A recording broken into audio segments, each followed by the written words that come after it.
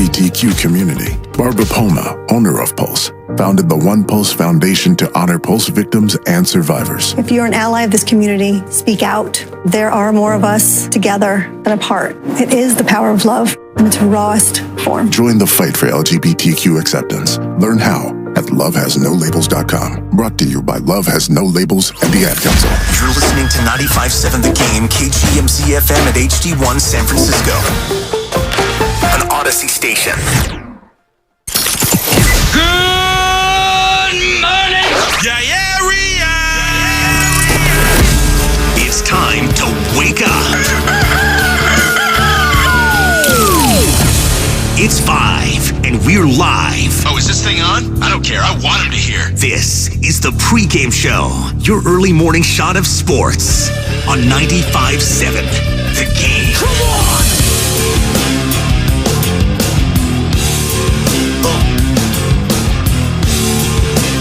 Yes, it is the Pregame Show. I'm your host for the next hour, Joe Spadoni. Welcome in, ladies and gentlemen, boys and girls. If you're just getting off work, getting ready for work, if you're on your break, if you're getting ready for school, it is back to school for a lot of you. Young kids, college kids, high school. It's a tough time. It's an adjustment for some people. And it's an adjustment for rookies, if you will, in the colleges, high schools, kindergartens, preschool. It's tough. All of it. The parents, it's tough on them. I almost broke down in tears dropping off my little guy to daycare. It's tough. I knew he's going to be fine, but you're trusting someone else to take care of your kid. It's a big responsibility. A lot of emotion tied with that. Now, with my second kid, I'll probably be like, all right, get the hell out of the house as soon as possible so I can have some sleep in the afternoon. That would be great. Love you, baby girl. But the number to get involved, as you all know, is 888-957-9570. That's call or text, the Xfinity mobile text line. And we'll be breaking down some Giants who took an L last night in Los Angeles. 4-1. Angels take that series. After losing 7 straight, pick up 2 in a row there. Not ideal for the Giants to lose back-to-back road series against 2 of the most struggling teams in the league. The worst in Major League Baseball, that being the Oakland A's. And then the notorious chokers that are the Los Angeles Angels of Anaheim, of California, as we all know. Hit us up on Twitch and YouTube, which is powered by First NorCal Credit Union. Search 95.7 The Game, like and subscribe. Ring the bell. Good morning to all of you on there. Jesus M. Rockin' New Era 84. EJ. Will Raiders versus Niners scrimmage be streamed? I believe not. Raiders don't usually do it. I don't know if the Niners will either, but because it's in Henderson, I think the Raiders have the rights to that. Maybe I'm mistaken. Someone let me know on the text line or on the YouTube, 888-957-9570. It is joint practices down in Henderson, Nevada. 49ers, Raiders ahead of their preseason game 1 at Allegiant Stadium this Sunday. So it's going to get chippy. It's going to be hot. Tempers flaring. It always happens. I mean, this is competitive football. The first time these guys have had legit competitive football since the NFC Championship game. And there was tempers there. Frustration. Trent Williams body slamming people. Who's going to start the fight today? On either side. There's some chirping. Is it going to be Debo?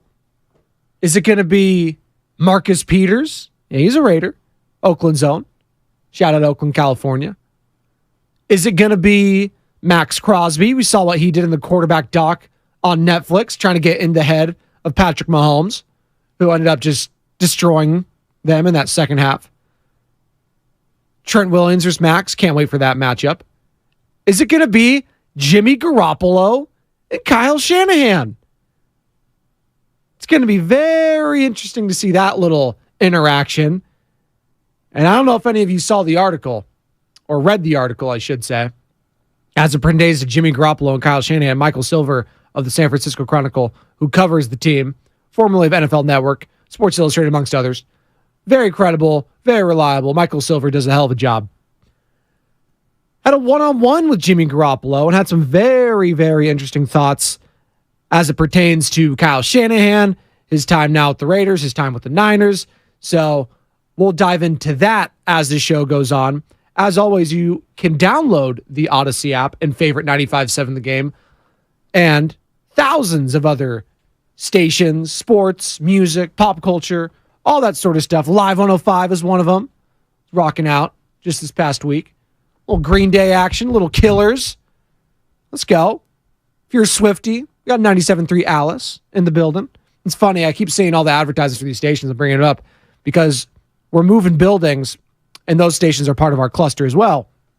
So we're going through all the, promotional things, stuff, which are just littered through the hallways because we're all cleaning house and stuff like that. So it's just funny to see all the different memorabilia of years past from some of the other stations.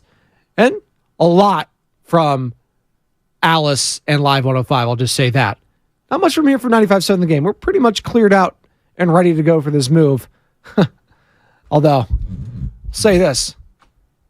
Parking going to be a premium in the new building. That is all I have to say. El Guero, good morning to you on the chat. Saludos. Buenos dias. Ciao. Whatever we want to say. And good morning to all of you who woke up to some sad news or been following the sad news going out in Maui. Very, very sad. Over 30 plus people dead as thousands flee, and it's an unprecedented disaster what's going out in Maui. Fires happening, and it's a very sad, scary situation for a lot of people who are now displaced, don't have a home, don't know what to do. Shelters, obviously, out in Maui, getting filled up. There's mass evacuation for residents and tourists, and our thoughts are with everyone who have been overcome with grief, sadness, dealing with pain, suffering. It's a very scary situation out there happening in Maui, so our thoughts are with all of those affected. If you or a loved one's affected and need me to get a word out, anything like that, 888-957-9570. Just a very, very scary and sad situation that we will continue to monitor and keep our thoughts with. As it pertains to the sporting world and the San Francisco Giants, who again took the L last night, 4-1 down in Los Angeles. The big story of yesterday's game is obviously Shohei Ohtani, who, again, just does what he does, shoves, no earned runs given, 6-inning pitch, 3 hits, 5 Ks, 3 walks, and the dub for him. Tristan Buck takes the L, 3 innings pitched, 2 hits, 3 earned runs, 2 Ks, 2 walks. Not the greatest there. Mike Moustakas, obviously the big smash yesterday, 3-run jack, and that was all she wrote. But the most interesting part of last night was after the game, in which I believe this was Andrew Baggerly of The Athletic, could be wrong, but the sound is courtesy of Bally Sports West, as Baggerly was asking Shohei Ohtani, through a translator, of course, about, the Giants interviewing him. I shouldn't say interview, maybe having a sit down with him back in 2017 when he was first joining Major League Baseball. He took all the different meetings with teams and stuff. Giants were one of them. And here's Graziano. We'll get to him in a second. Here's Baggerly asking Ohtani about why the Giants were on that short list. Take a listen. Here in 2017, the Giants were one of the teams that you met with. Do you remember what it was about the Giants that made them enticing to put them on your short list at the time? And if they had a designated hitter, do you think you could have made a different choice? I don't really like to reflect on the past. We're still trying to win ball games here, and I don't really want to talk about the past. So I'm just happy we got that win today and trying to keep the momentum going. Well, that doesn't give me great confidence in Shohei coming over here. I wouldn't read too much into that, but he's just like, yeah, I don't care. I'm not talking about that. We just won. All right, let's talk about my win. What is it? Shooter McGavin and Happy Gilmore, one of the all-time villains, by the way, in sports movies. Just movies in general. How do you finish again? Oh, yeah, dead last. You had a good day, though. Yeah, I was too busy winning. It's one of my all-time favorite quotes. But that's just, that's Shohei. That's all he cares about, the game. He wants to win. He's not worried about the offseason or anything. He's worried about trying to make the playoffs still. Or for the Los Angeles Angels, that's going to be tough. Are they 6-7 back still?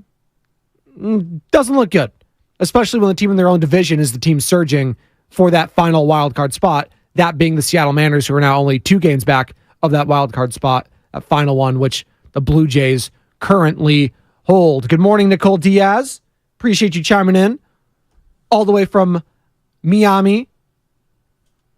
Lionel Messi. He's the king down there still, isn't he, Nicole? My guy, Messi, just keeps getting the wins, keeps stacking the dubs for what was the worst team in the league and now seemingly the hottest. En fuego. It's not just the humidity down there that's hot. It's Messi. Just does what he does. Speaking of does what he does, Michael Lorenzen, Philadelphia Phillies. My goodness. The 3-2 pitch. Swung on, popped up, shallow center field. Rojas sprinting in, he's under it. He has space, makes the catch, and Michael Lorenzen has thrown the 14th no-hitter in Philadelphia Phillies history.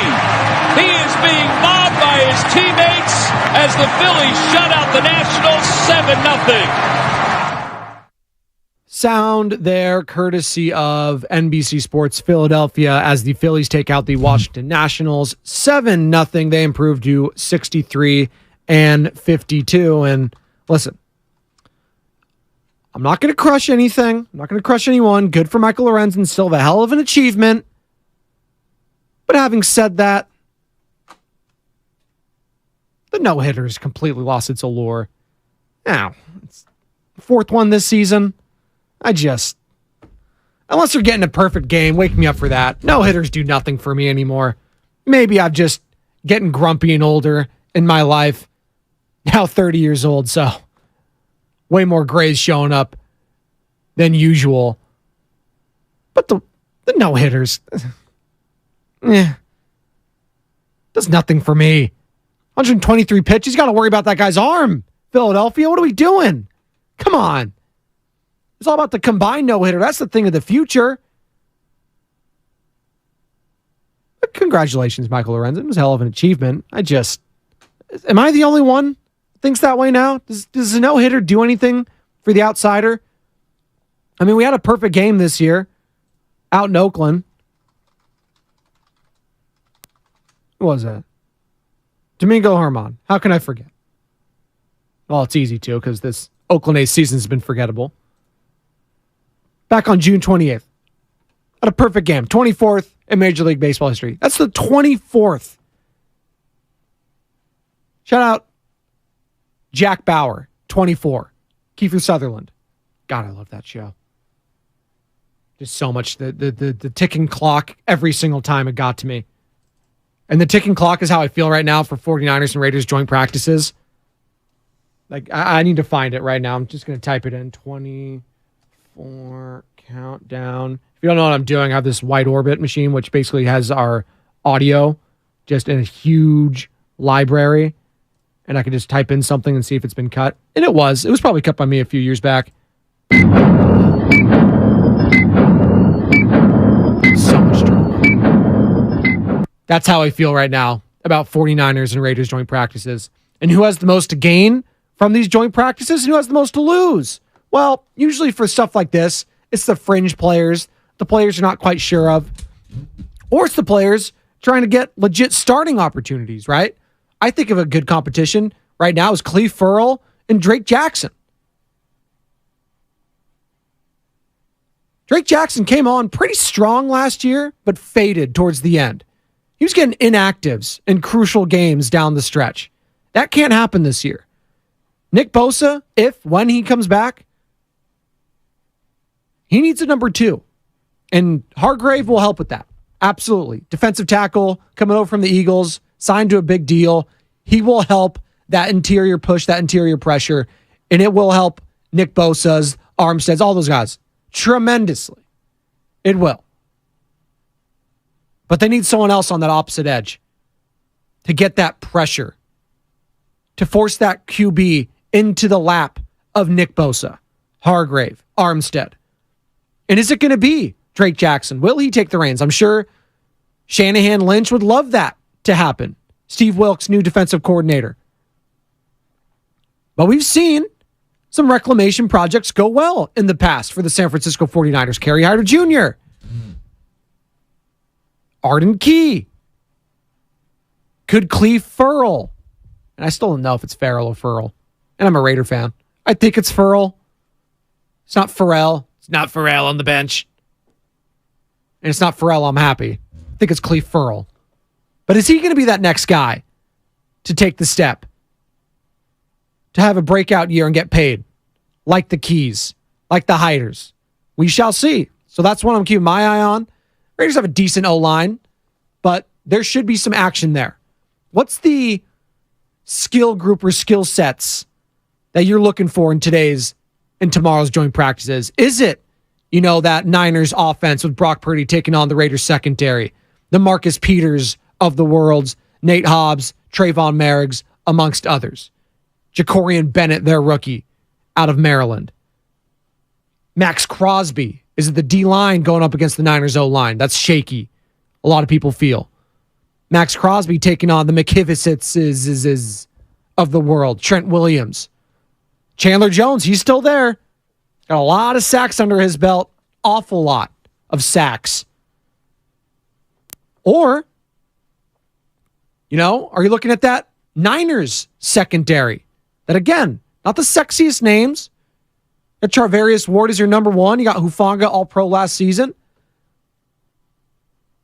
Ambry Thomas, Diamador Lenore, going up against that guy, Jimmy Garoppolo. $1 million smile fits Vegas perfectly, doesn't it? He's got that tan working, beautiful olive skin. Is he going to be dapping up Kyle Shanahan? How's that going to look? We were talking about that yesterday on the Morning Roast with Bonta and Shasky. And Joe Shasky, the Morning Roast, will join me here in about, 30 minutes. But we're talking about how's that going to look. Is he going to do a little fist bump, a little dap? I think they're going to do a little handshake, a little pat on the butt, move on. It's probably going to be about it.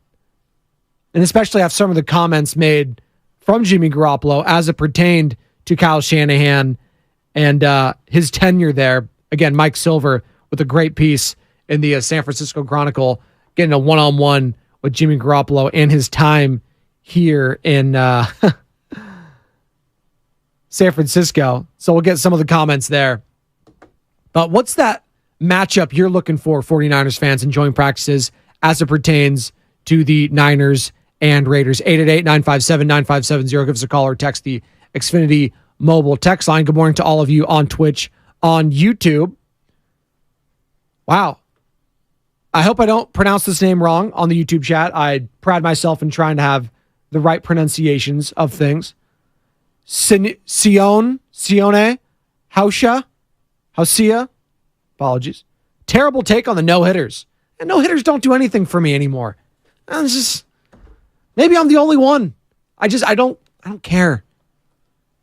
3, 5, 6, 7 of them feel like they happen every single year now. So it's like, oh yeah, cool.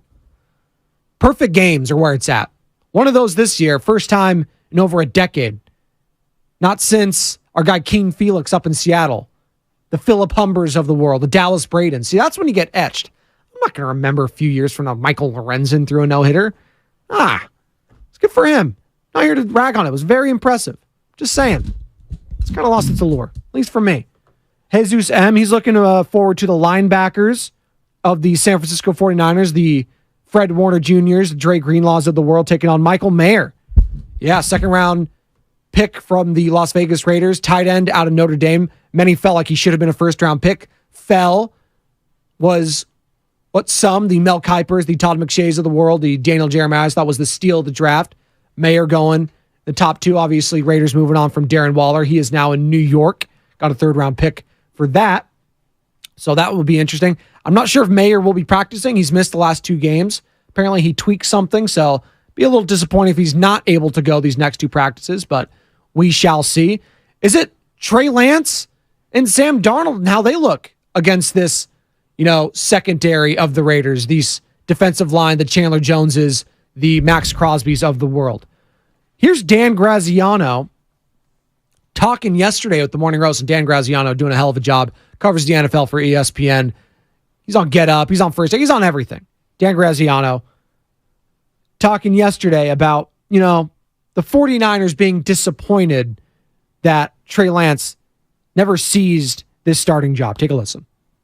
The sense I got over the last couple of years was a little bit of disappointment that Lance didn't sort of seize his opportunity better. Right now, I know he got hurt last year. I get that. I'm not certainly faulting him for that. And I guess he got hurt his rookie year, too. So maybe it's all tied to that. But for whatever reason, he did not, in the mind of the organization, live up to, what they drafted him to do. Look, if Brock Purdy struggles and Trey Lance is a practice field, monster, could he get the job back? Of course he could. I mean, again, we've seen Kyle change the plan. He's going to play the guy that he thinks gives him the best chance to win. Based on the winning Brock Purdy did last year, that's going to be the guy.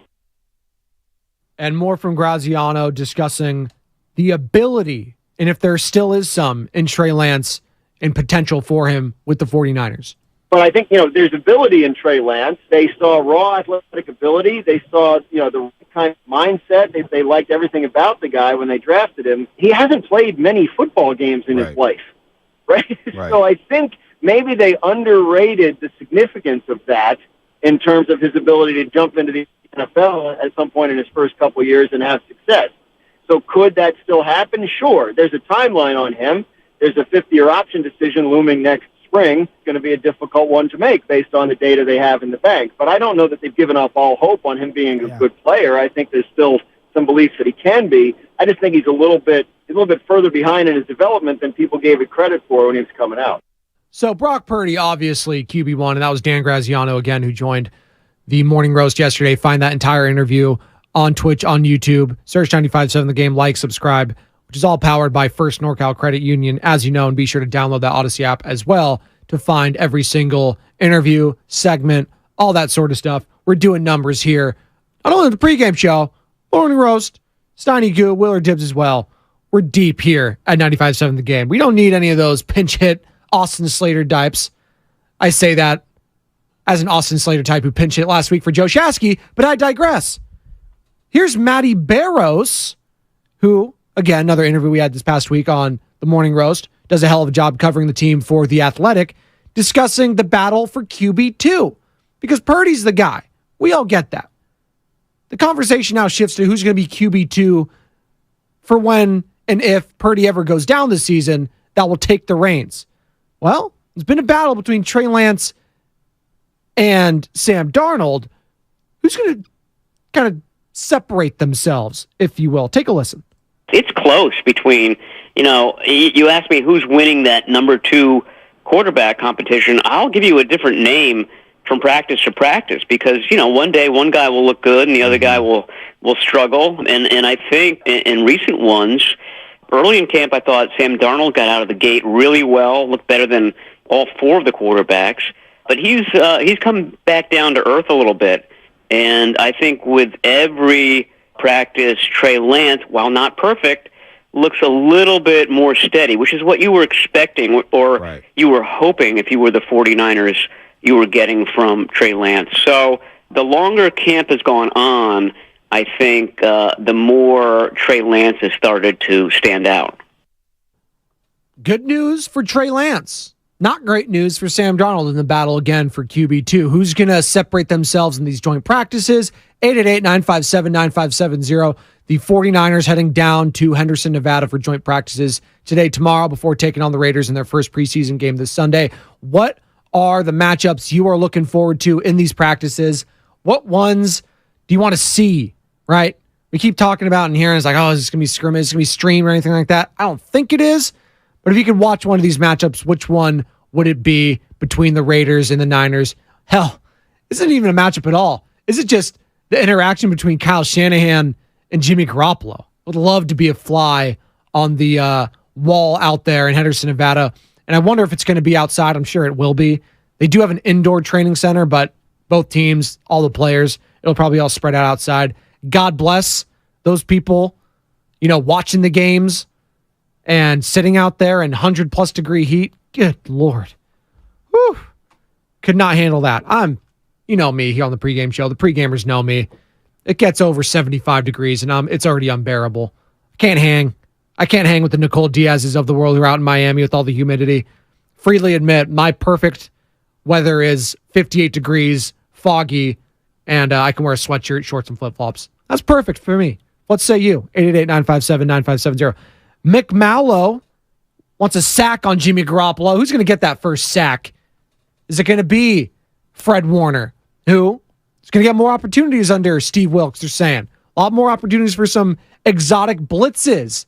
You know, D'Amico Ryans was not known for heavy blitzes. And in this league today, going up against the likes of Pat Mahomes, Joe Burrow, Jalen Hurts, Josh Allen, these guys are so cerebral and their arms are so damn strong that blitzing will get you burned a lot of the time. And these receivers and tight ends are so damn skilled. So you got to be very careful how you pick and choose your spots. And you have elite guys like Nick Bosa, Hargrave, Armstead, and company. You don't need to blitz a lot because you're getting there with 4 guys as it is. It's when those guys aren't getting there is when you have to pick and choose those spots. So will the 49ers be showing some more blitzing today from the guys like Dre Greenlaw? Hufanga, is he going to get down there a la Troy Polamalu? He's doing that a lot last season. So very, very interested to see the matchups there. And we're going to dive into, what's more to prove next season, this upcoming season. Jimmy Garoppolo or Brock Purdy? Let me give you my answer on the other side. Chew on that and let me know at 888-957-9570. This is the pregame show with Joe Spadoni, breaking down 49ers Raiders joint practices down in Nevada right here on 95.7 The Game. At Grainger, we're for the ones who pay attention to every little detail. The ones who fuss, tinker, and sweat the small stuff. Because you know the tiniest thing can make the biggest difference when it comes to keeping business moving. We get it. We're the same way.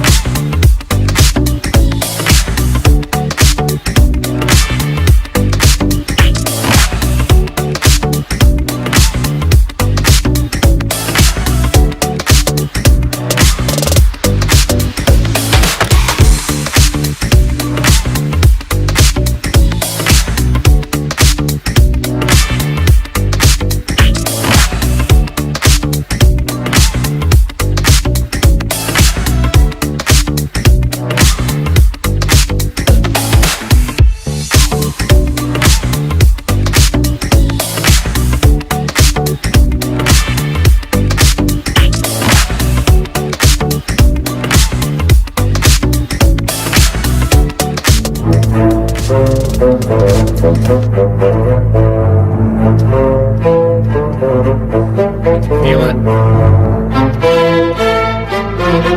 Football. Joint practices. Henderson, Nevada. Raiders, Niners. Today and tomorrow. Preseason game 1. Sunday at Allegiant Stadium. I can't freaking wait. Let's go. Let's go. What are we looking forward to? What matchups here on the pregame show with Joe Spadoni are you looking forward to in these joint practices? Is it old friend, old pal Jimmy Garoppolo taking on the likes of Fred Warner Jr., Talanoa Hufanga, and co? Or is it, Brock Purdy, the Trey Lances, the Sam Darnolds taking on Max Crosby, trying to evade his pressure? Marcus Peters, is he going to have a pick six? Trent Williams versus Max Crosby. There's so many different individual matchups. What are you looking forward to most with these joint practices? 888-957-9570. That's the number to call or text in the Xfinity mobile text line. And also stream us live on Twitch and YouTube, powered by First NorCal Credit Union. Just ring that bell, baby. Subscribe, like. Getting people chiming in all morning. Appreciate you guys. Jesus, Rockin' New Era. El Guero, Nicole, Luis Robertson, Ray Lord, 84, Mick Mallow, and all of you, good morning to you on the Xfinity mobile text line. 408, hate the forever overcast in Monterey, Spadoni. It's my homeland, Monterey County. Pacific Grove is where I hail from, but I claim Monterey, Seaside, Carmel. I claim all those. Sling this a little bit. Only went to high school there. I love the forever forecast. It's basically San Francisco type of weather, which I love too. There is a nice part. I live in Oakland now, so it dissipates. It's foggy there early mornings, which is perfect if you're going out on a walk. But I usually hit, 72, 75 most days. It's been breezy. Also, God, fire yesterday. Was that Schnitzer Steel out in the port? Some recycling fire or something ridiculous. What's going on? Come on. What are we doing? 209 on the Xfinity mobile text line. He's looking forward to McKivitz versus Crosby. Obviously, Max Crosby, former All-Pro, one of the top 5, whatever you want. I think he's top 5 defensive ends in all football. Guy plays every down. He plays hard, plays fast. He's got those long arms. He's got a high motor, high energy guy. And if you watch the quarterback doc on Netflix, as it followed the lives of 3 quarterbacks on and off the field, Pat Mahomes, Kirk Cousins, and Marcus Mariota, there was a game in Monday night in Kansas City. It was a tight game. It was actually a really fun game. That was the one, actually, Devontae Adams ended up shoving a cameraman. I think he's still in some sort of legal trouble with that. I'll have to get more updates on that as it goes forward. But, Max Crosby giving Mahomes a little punch on the arm after the play was dead for over 5 seconds. And he's just like, come on, man. What are you doing? And Max is like, what? What? So there may be a little gamesmanship, a little, some will say it dirty. I'd say it's, a little fun. Trying to get the head of your opposing quarterback. I'm all for it. You love a guy like that when they're on your team, but you hate them when they're on someone else, right? You hate that. Like Ndamukong Suh, and I'm not comparing Crosby to Suh because Suh did some effed up things. I'll just put it bluntly. Stomping on people's chests, face masks, hands, whatever, what have you. That guy, if there was ever going to be a guy that should be a Raider that never played for them, and Ndamukong Suh absolutely would be one. Just what we don't want to today. There could be a fight. There could be some chippiness. That's fine. That's competitive. I don't want getting hurt. I don't want anyone getting hurt. Already seen way too many people getting hurt in these training camps already. Don't want that for either side because nothing derails or takes the fun away from a season than a preseason type of injury. And we've seen that far, far too often here in the last few seasons as it pertains to the NFL. Other matchups, Moody. People are looking for, is that Jake Moody? 209? The kick. Are they going to have a kicker battle? Is that what we're doing? That's it. That's actually an interesting one. As I take a step back here, I'm not going to get too into kicker talk. Are we taking Robbie Gould for granted a little bit here? Just moving on from him willy-nilly? I know he was making some comments. He missed some kicks last year. But for the most part, he was pretty damn consistent. And the one thing that could ruin a potentially great season for the 49ers would be a shaky kicker. We saw it with the Cowboys. God bless his soul. What was the guy's name again? Can't even remember it. That guy was struggling making PATs. He couldn't even do it. I was feeling bad for the guy in the Bucks game. Just knowing he was going to keep missing those PATs. What was his name? Dallas. Brett Maher. Thank you. Who had success in the past. Who had been good. But that's a sneaky storyline. Just to keep in the back of your head because it's kickers. I know it's not sexy. But all it takes is a few missed kicks early on, and teams have no problem moving on from a quarterback. Kicker, if you will. Kyle Shanahan had no problem moving on from running backs. He damn sure is not going to have a problem moving on from a kicker that's shaky. I don't care how early you picked him. So, Jake Moody, he will have eyes on him during this preseason and the first few games of the regular season. Better make those ones, those easy ones. It's one thing if you're making the 50-plus yarders. Great. Got the leg, got the boot. You need to be making those 42, 45 chip shot ones as well. 888-957-9570. We're discussing training camp storylines, joint practice storylines as the Niners head down to Nevada for joint practices today and tomorrow. And a question I posed to the audience, and I'll pose again before the break and now. What's more to prove this season?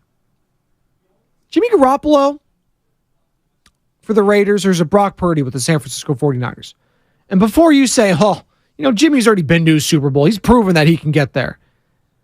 Yeah, he's fighting for his life now in the NFL. I know he got paid. But this season's kind of make or break for him if he still wants to be a starter in this league. And once that starter label kind of gets taken away from you, it's very difficult to get it back. Just look at Geno Smith, how long it took for him to get that job back. And he still feels like he's on a scholarship, right? He had one great year, got the little 3-year deal, great. If he stinks this year, people are moving on real fast. So if Jimmy, and don't get it twisted, there's talent there on that offense in Vegas. They got first-team All-Pro and future Hall of Famer Palo Alto's own Devontae Adams. They have Jacoby Myers, who's a pretty damn good number 2 or 3 wide receiver. They have Hunter Renfrow, who injured last year, but prior to that was a baller for the Las Vegas Raiders. Just drafted a young kicker who's supposed to be the next big thing, and Michael Mayer. Austin Hooper's not a bad safety blanket. And I would expect Josh Jacobs to come back at some point, whether that's week 1 or not. He was first-team All-Pro running back last season, one of the top 3 or 4 in all of football. And O-line's decent enough. Colton Miller, established left tackle there. Kind of funny little what-if scenario there as it pertains to Colton Miller, obviously. Same draft class as Mike McGlinchey. Remember that coin flip there with Gruden and, John Lynch and co. Obviously, Niners end up winning that coin flip, end up taking McGlinchey right before the Raiders had the opportunity to. Out of Notre Dame, Colton Miller out of UCLA. And I think that was one of the few draft picks Raiders got right in the first round of the past few seasons.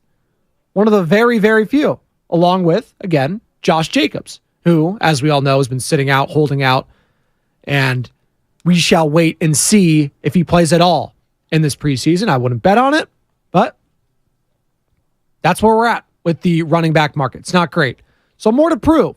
Is it Jimmy Garoppolo with the Raiders or Brock Purdy with the Niners? So we're talking about Jimmy having all this to prove just to be a starter and an above-average starter in this league. Brock Purdy's got to prove last year wasn't a fluke. 8 games. Hey, that's great, man. Do it for an entire season. 17. Get this team to the Super Bowl because that's the aspirations. I don't care that you only played 8 games. What you showed in those 8 games was damn good. And now we expect you to not only do that, but double it and take us to a Super Bowl. Those are the expectations. So we could sit here and say, Jimmy Garoppolo, the expectations for him just to start. The expectations for Brock Purdy is to win the damn Super Bowl. I think the expectations for him are through the roof.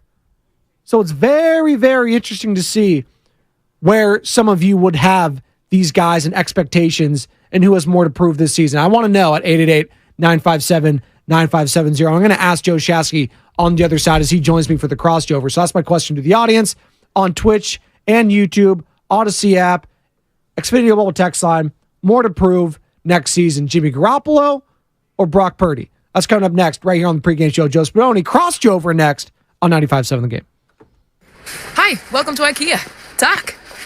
Talk? What's talk? That's thank you in Swedish. We're saying talk to our loyal IKEA family members with lots of discounts and new lower prices on your favorite items, from the kitchen to the bathroom. Wow, talk. No, talk to you. Visit IKEA.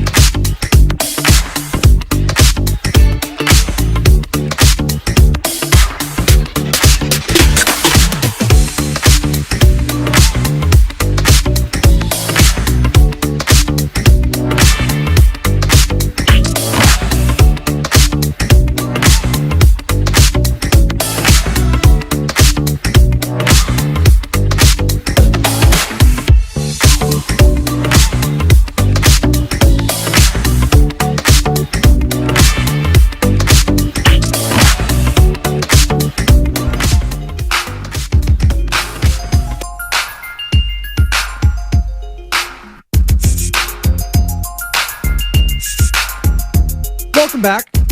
It is the pregame show. One more segment here for you before tossing it over to Bonte Hill. And this man that joins me now, Joe Shasky, joins me each and every Monday through Friday at 5:45 for the Crossover.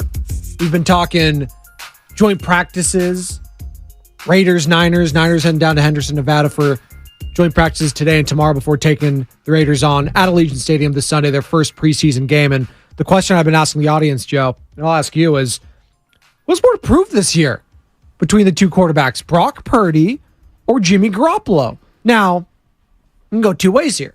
The expectations for Brock right now in this 49ers team is Super Bowl. Like, that's the expectation. Raiders don't have that. They're in a division, two playoff teams.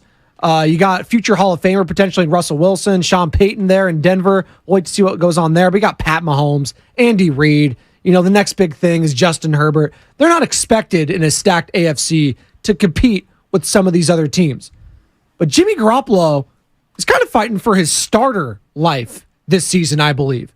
Like, he has weapons around him. And if he doesn't, it isn't up to, just think of that, Arizona blowing 20-point lead to Kyler Murray's there. They blew that one on Thursday Night Football to Baker freaking Mayfield. Remember that one? I came in the next day depressed. I think Baldy was in the day after that. I needed him to not talk me off the ledge there. It was tough. So there was a lot of teams. Hell, the Niners won. They blew that one too. There were so many double-digit blown leads. And now you bring in your guy, if you're Josh McDaniels and Jimmy Garoppolo, who's familiar with this offense. You got Jacoby Myers. You got Devontae. You got Hunter Renfrow. Maybe we'll wait and see what happens with Josh Jacobs, but you got first-team All-Pro and Josh Jacobs. You got Michael Mayer, second-round tight end out of Notre Dame. I know you like him. Love him. Austin Hooper, not a bad number 2. Yeah. So they have weapons Hooper, there. Life came at him fast. Yes. I mean, he was supposed to be the guy at Atlanta, right? And just unbelievable. I mean, the tight end position's kind of stacked too. I don't know, Joey. Like, I feel like there is a lot of mystique around, like, Jimmy's a winner, like consistently a winner. That's another thing he's going to have to answer. And so I don't know. Maybe I'm too in the middle of this thing, in the bubble, if you will, of Niner fans, where I do think a lot of people, if you say Jimmy G, like, winner. Yeah. And then, like, Brock Purdy, not that he's not a winner or any of those things, but, like, I think being Mr. Irrelevant, there's a negative stigma unfairly attached to him. And so I think there's a pessimism baked into every conversation with Brock Purdy. Well, it feels like Jimmy's kind of going to be the litmus test for all this stuff, right? Like, he's a guy who doesn't have the best arm. He's not very mobile. He's like the poster boy for a Shanahan offense. Like, if Jimmy Garoppolo could do it, anyone could do it. Hey, he took them to multiple NFC championship games in the Super Bowl, right? So it's going to be very interesting to see this season how it plays out under Josh McDaniels, who, again, knows him. And did you read any of that Michael Silver piece in the San Francisco Chronicle? No, because I've reached my Chronicle limit. Oh, that's too bad. Oh, no. I refuse to pay for the Chronicle paywall. I don't blame you there. For those of you who have or have not read it, Michael Silver, who covers the 49ers for the San Francisco Chronicle, obviously former NFL Network guy, Sports Illustrated, had a one-on-one with Jimmy Garoppolo. Did you hit your limit? Yeah, I did. I don't have it up here right now, actually. I hit it once yesterday. I read the whole thing, and I tried to go back to like take some screenshots, like I can have some things to go off here. Yeah, I can't pull it up. It's been tough. So I'm not alone on this. So you're not alone on it, but I did get to read it the first time, but I cannot pull it up currently, but that's all right. I'm sorry. I was just curious on how your consumption habits are. No. I did. I read it immediately because I knew, like, oh, wow, it's not taking me off here. So he sat down and basically was like, you know, when Kyle Shanahan had those end of season comments, when whoever asked him is like, hey, is there any way you envision Jimmy Garoppolo being on this team next season? He's like, no, I don't. And Jimmy was just like, wow, okay. Like that kind of hit him like someone sent it to him via text, like that response. And he's like, wow, I didn't expect that sort of thing. He was kind of taken aback and like kind of almost offended. So that whole relationship, and I want to be a fly on the wall whenever they dap up today. Mm-hmm. It's going to be so awkward. It's going to be so weird. It's very the relationship between Kyle and Jimmy, fair or not, all their tenure is going to be judged off what either guy does away from each other. And I don't think that that's a fair representation of their relationship. You know what I mean? Like, one guy will be deemed a winner based off what they do away from the other guy. Right. And I don't think that's the proper way to measure. Kind of like the do you get what I'm saying? Kind of like the Belichick thing. Yes. I mean, it's Bill Belichick. Oh, Tom Brady made him. We all know that. I was like, okay, well, yeah, the quarterback makes any team. Like that's how it's always going to be. But early on, Belichick was... It was those defenses that was crushing it. The greatest Not that show Brady wasn't great. No, but the greatest show on turf got halted. We never saw that before. 100%. That Patriots team, what they were able to do to Kurt Warner, Marshall Faulk, amongst others, was amazing. Hell, Tom Brady had to carry that team in the third iteration against the Panthers. Jake Delhomme was out playing him for most of that game. So it's interesting to see because Brady won that Super Bowl in Tampa, right? So it was just, clearly Tom Brady is the winner of that relationship. Yes. They had to move on. And I was like, okay, no. Bill Belichick is still the greatest coach of all time. Yeah. Like, what are we doing? Yeah, and he might just simply be at the end of his career, which happens for Tom Landry, Bill Walsh at Stanford. Like go back 70s. Go back to the second tenure at Stanford. It was okay. Yeah. It wasn't the most glorious way to go out, although I would say he still even found a way to overachieve with Stanford. But a lot of great coaches end on a thud. Jimmy Johnson, we all agree. Jimmy Johnson's one of the great coaches of all time. Oh, yeah. Go back and look at what happened in Miami. Yeah, not good. I believe he was there when Dan Marino lost 50-7 or something. His last ever game in the NFL. Yeah. It was embarrassing. Yeah, in the playoffs. But again, the point that I'm getting at is I do think that we are going to make these sweeping judgments on the relationship of Jimmy and Kyle Shanahan based off what Kyle does with his quarterbacks this year and what Jimmy does with Josh McDaniels. Now, there could be a connectivity to the results that you see from both guys independent of each other. There can be something that's connective to what happened during their time together.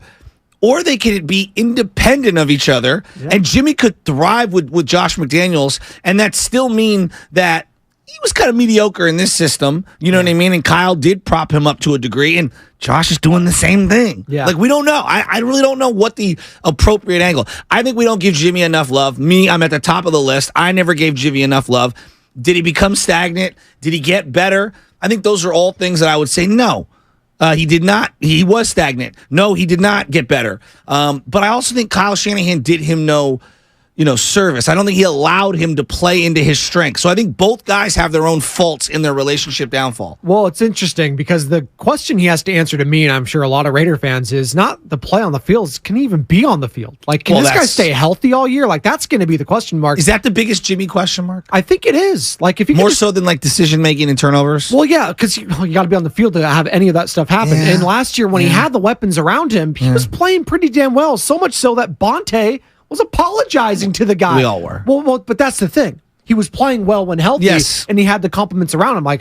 Wow, we were talking about, is Kyle letting Jimmy cook? Are they actually doing that? And that's another thing with this Mike Silver piece, and Jimmy was talking about with him. He's like, I love this Josh McDaniels offense because it's so quarterback heavy where I have to make a lot of decisions for this team. It's such a good, fun relationship having the ability to check in and out of all these plays and do all this sort of stuff. And this isn't the first time we've heard these comments where it's, Kyle Shanahan's the guy.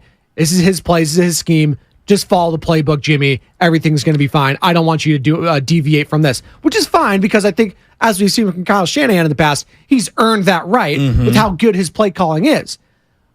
But there's a level of trust there that you have to balance. Yes. And I know Brock is so early in his tenure that he's just going to do whatever Kyle says, and rightfully so. But Jimmy at that point was kind of already establishing himself to where he's like, man, you don't trust me? Yeah. Hey, we went to a Super Bowl together, Kyle. What? Come on, man. I've played, I've learned under the greatest of all time in Tom Brady. I know what it takes to have a command of an offense and respect. So that's going to be another little interesting piece here is the relationship with Josh McDaniels, Jimmy Garoppolo, Brock Purdy, and Kyle Shanahan. When sports fans have arguments, sports arguments and debates, very rarely do they start reciting stats. Yeah. For the greats, right? No, totally. Yeah. Okay. So for example, because it's different eras, right? You and I are having a conversation. We go, hey, top 10 quarterbacks right now. You're not going to be like, well, Josh Allen threw 38 touchdowns last year. No, you just you're going to go, it's Josh Allen, it's Joe Burrow, it's Patrick Mahomes at the top. Tears. Mike Sando had his piece. Tears. You're going to start rat-a-tat-tatting them. Yeah. So when I see people say, well, Jimmy Garoppolo's statistics are X, Y, and Z, and here's what I would say. Let's all take a step back. Was there any, and I don't know, maybe the answer is, yeah, you might have had one. Was there any individual season, Kyle and Jimmy together, where Jimmy was considered a top 10 quarterback that season? 2019, the Super Bowl year, I think. Okay. I think that was it, though, right? I would agree with you. Yeah, that's probably it. But even then, people were saying it was fringy. It was fringe top 10. Yeah, it's which is pretty good. It's similar. It's really funny because I'm sure Raider fans are kicking the air, and I get it. Because basically the conversation was Derek Carr the last decade. It's just been like, is this a fringe top 10 guy? Because at times he played like it. But the thing with Jimmy Garoppolo was, and why we always kind of, a lot of people here anyways, put him above there, was the defense. And they won games because of that defense. Yes. And I think that's another interesting angle as we take a step back. And again, we're talking about the Raiders and the Niners because of joint practices today and tomorrow at Henderson, Nevada. Jimmy's not going to have the defense that he had with San Francisco. No. The Raiders are not expected to have a great defense. They got decent have weapons. They have been turning heads, I will say, with their secondary. They have a very young secondary. They drafted this kid out of Maryland who's supposed to be the steal of draft, I guess. Jacorian Bennett, who's like 5'11", but he's super fast. They got Marcus Peters. He's obviously swaggy. He will take chances. Maybe there'll be a pick six, but he'll get burned a few times. Max Crosby, Chandler Jones, like that's the thing. If they do compete at all this year, it's going to be from the defensive line. If Chandler Jones can turn back the clock and Max Crosby can have another kind of all-pro season, they have action. But I just don't expect that to happen because I haven't seen it for years and years now. If I told you Brock had a similar outside the top 10 49er season this year at quarterback, is that good enough? Not to win a Super Bowl, but to get to the playoffs it is. You have to be a top 10. I don't know if that's acceptable to Niner fans. You have to be a top 10 quarterback. Bonte and I were talking about this last week. You have to be a top 10 quarterback to win a Super Bowl. You have to. In the current modern era. Yes, you have to at least be playing like one. Like Nick Foles was playing like a top 10 quarterback at the time. He at least shown throughout a season he can play like a playoff quarterback. Joe Flacco, say what you will, he was a playoff quarterback. He showed up in the playoffs, and he had one of the greatest runs I've ever seen in my life. Real quick, we are up against the Joe Shasky. This has been great. I can't wait for, dude, football talk is going to be unreal for the next months. Jed York, insider trading, huh? Just when we were singing the praises of this guy, Jed York, CEO of the 49ers, facing allegations of insider trading. I know you guys are going to be talking to someone who is in the know in this in the morning roast. So very interesting things. Just when we were all praising Jed York, this happens. I don't know enough about white collar crime and what's going on here to feel like I can make an educated assumption on anything. I think you got to let it play out and see the details. I don't understand the specifics. I don't understand what the punishment tiers would be, even if found guilty of something like this. I feel very uncomfortable trying to make any kind of definitive understanding of what's going on. I know. I totally appreciate that. And I feel like I'm like walking around because I just don't know. You're not educated enough on the subject, and don't speak on something you're not educated about is something my parents always told me. Yeah. So learn about it first before you do that. Absolutely. I just want to know if he's the Wolf of Wall Street down in Santa Clara. Is he the Wolf of Santa Clara? Well, let me tell you who the Wolf is. Nick Foles, 2017, 3-0, 73% completion percentage, threw for 1,000 yards, averaged 323 a game, 6 touchdowns, 1 interception, 1 fourth quarter comeback, 1 game-winning drive. He was unreal. It's unreal. And he almost did it again the next season, right? Against the Saints. You remember that? If Alshon Jeffrey doesn't drop that pass and picked off, he might be going to back-to-back. We don't talk enough about that 2017 run for Nick Foles. Unreal. I mean, I'm like, my jaw's dropped. He's out of the league now, right? I don't even think he's on a team. It's just, that's Joe Shasky. Wow. We're up against it. He's up next. Bonte Hill, joint practices, Shohei Ohtani talk, all that right here on 95.7 The Game. You're listening to 95.7 The Game, KGMZ FM and HD1 San Francisco. Always live on the free Odyssey.